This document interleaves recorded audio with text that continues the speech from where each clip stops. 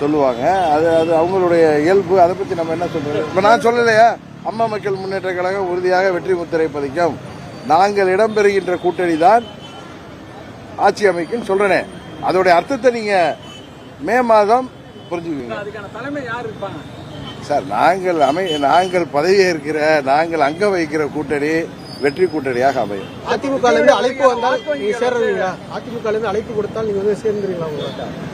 நான் சொல்றேன், முதலமைச்சராக பழனிசாமி வேட்பாளராக இருக்கிற பட்சத்தில் அம்மா மக்கள் முன்னேற்ற கழகம் அதை ஏற்றுக்கொள்ள வாய்ப்பே இல்லை என்பதுதான் உண்மை.